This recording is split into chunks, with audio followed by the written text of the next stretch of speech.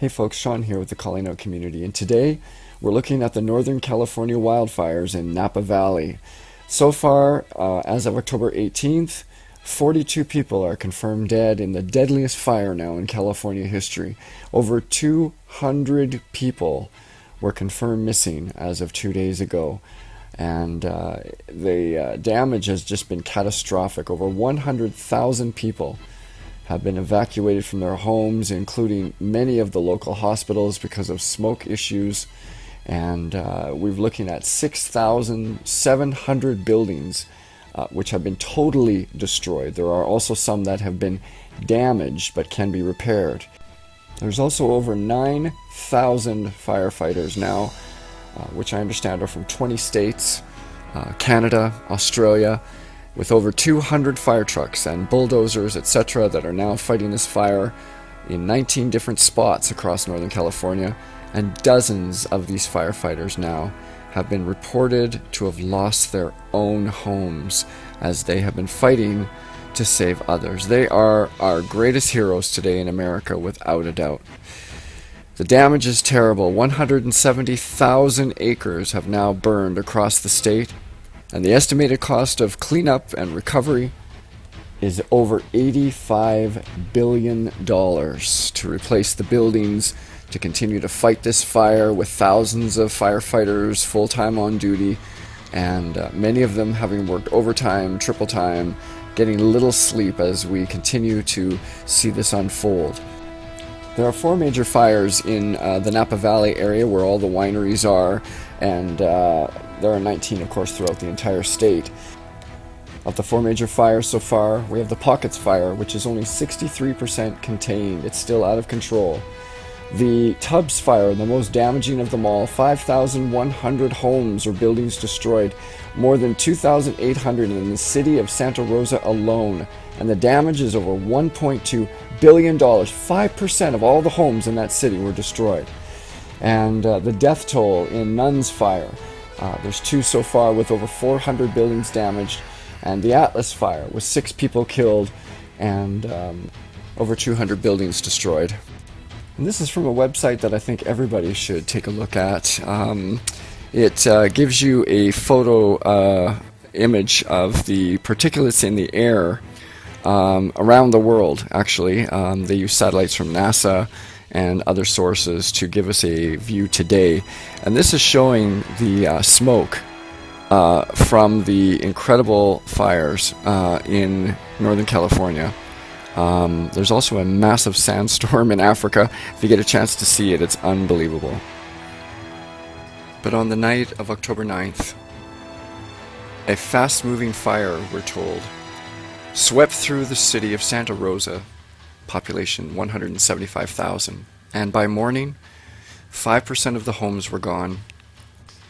But on the night of October 9th, a fast-moving fire, we're told, swept through the city of Santa Rosa, population 175,000, and by morning, 5% of the homes were gone. 500 people were missing, 23 people were confirmed dead, and 1,500 buildings were completely destroyed. And when I say destroyed, I mean it looked like, as we look through the piles of ashes that were the homes of hundreds of people, entire subdivisions of homes are gone, and yet every tree is still standing. This picture illustrates my concern about this narrative that's been told to us, because if this was started by a forest fire, can somebody please explain to me why in the city none of the trees burned? This is not what they're telling us.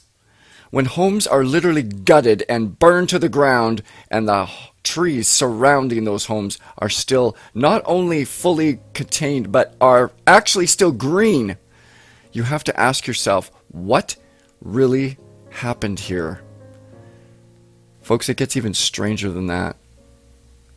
As we look further at the pictures, we see that cars were melted to the road of the city, and yet there isn't a single tree around this car that could explain to me why it's melted. Do you know what temperature it takes for an aluminum car to melt to a road over 1,000 degrees Fahrenheit. And yet the trees around every single one of these homes, every single one of these cars that looks like a picture from a war zone, all of them are still standing. In fact, they are the only things in these neighborhoods that are still standing. Over and above what the media has told us, something terrible happened here that night. But if it was from a fireball of flames that wiped out house after house, why are all the trees still standing? Here's another example. Here's a car parked beside a brick wall.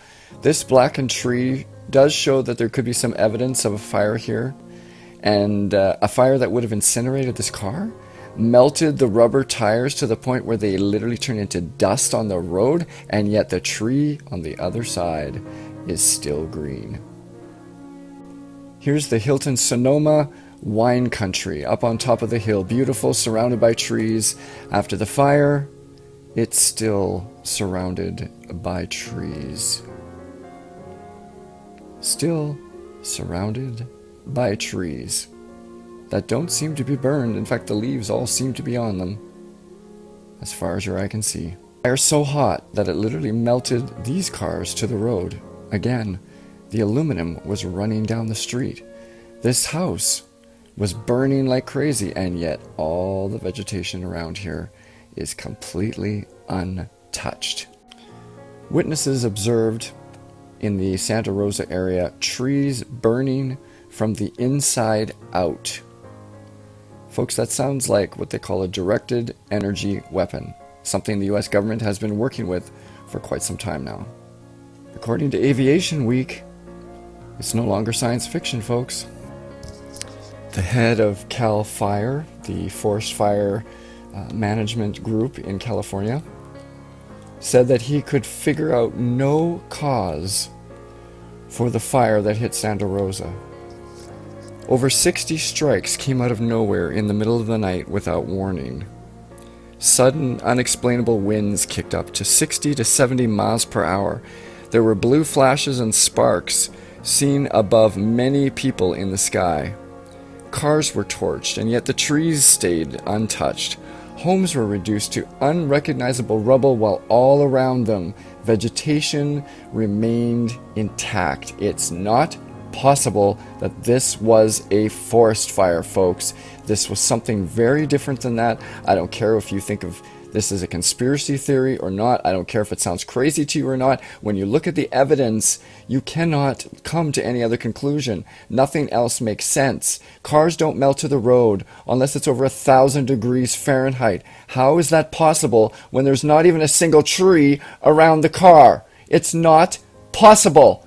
Stop listening to what the media tells you and start thinking, people. You have just witnessed an American city attacked in the middle of the night while it slept. Hundreds of people, we're told, are still missing, and nobody seems to be even reporting it 2 days later. How is this possible? How is this possible that 5% of the homes in a city could be utterly wiped off the face of the earth, while right beside them are homes that are not even scathed, not even scarred by the same fire that destroyed the entire neighborhood around it? It's bizarre, and we should be thinking of it as nothing more, nothing less than an attack by someone, somewhere, somehow. Could be our government, could be somebody else. It doesn't matter who or what. Burn marks on a soccer field in straight lines. Plastic garbage cans and mailboxes melted to the front of the streets, and yet the trees all around are still standing, not even smoking, not even touched by flames. I mean, what happened here? The house went up in flames to the point of dust, and the tree, again, all the cars on the street, burned beyond recognition almost. Don't even know what color they were originally because all the paint's been melted off, but the tree right beside it still got its leaves.